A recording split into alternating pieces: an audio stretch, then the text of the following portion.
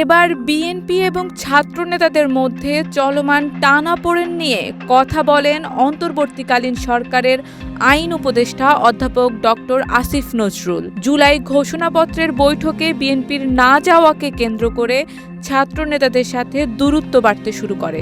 একের পর এক ফেসবুক পোস্টের মাধ্যমে দুপক্ষের মধ্যে একরকম প্রতিদ্বন্দ্বিতা শুরু হয়। এমন দূরত্ব নিয়ে আইন উপদেষ্টা বলেছেন, বিএনপির সঙ্গে কোনো দূরত্ব বা ভুল বোঝাবুঝি কাম্য নয়। এটি গণহত্যাকারী আওয়ামী লীগ নেতাকর্মী ও তাদের দোসরদের কতটা উৎসাহিত ও বেপরোয়া করে তুলতে পারে তার কিছুটা প্রমাণ আমরা গত কয়েকদিনে পেয়েছি। শিয়া বাটার ও ভিটামিন ই সমৃদ্ধ lily glam beauty soap. Lily, always beautiful. ২৬ জানুয়ারি সামাজিক যোগাযোগ মাধ্যম ফেসবুকে দেয়া এক পোস্টে এসব কথা বলেন তিনি। ওই পোস্টে তিনি আরও বলেন, গত দুদিন ফেসবুক ছেয়ে গিয়েছিল ডক্টর মোহাম্মদ ইউনূস উপদেষ্টা ও ছাত্রনেতাদের পলায়নের গুজবে। এই গুজবের উন্মত্ততায় আওয়ামী লীগ নেতাকর্মীরা নাশকতা করার চেষ্টা করেছে, এমন খবরও প্রকাশিত হয়েছে।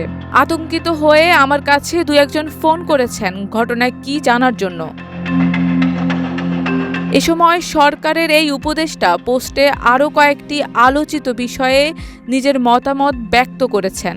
সেগুলো উল্লেখ করে তিনি লেখেন, আমি যতটুকু জানি আর বিশ্বাস করি, বিএনপি ষড়যন্ত্র বা ১-১১ ধরনের কিছুতে আগ্রহী নয়। ছাত্রনেতারা সরকারে থাকা অবস্থায় কোনো রাজনৈতিক দল গঠন করছেন না বা এতে যোগ দিচ্ছেন না।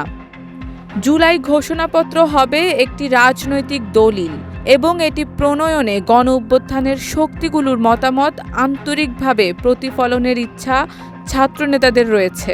বিএনপি ও ছাত্রনেতারা এমনকি নির্বাচন কেন্দ্রিক বৃহত্তর সমঝোতার বিষয়েও অনাগ্রহী নন।